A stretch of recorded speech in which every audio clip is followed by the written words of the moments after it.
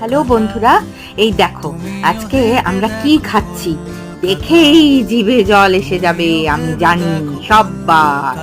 আজকে আমরা রাতে খাচ্ছি ফুচকা। এই দেখো 2 প্যাকেট ফুচকা। তারপরে এই দেখো আলু মাখা, আলু সেদ্ধ মাখা, ধনেপাতা কাঁচা লঙ্কা দিয়ে, আর টক জল। দেখেছ? এই দিয়ে আমরা ডিনার করব।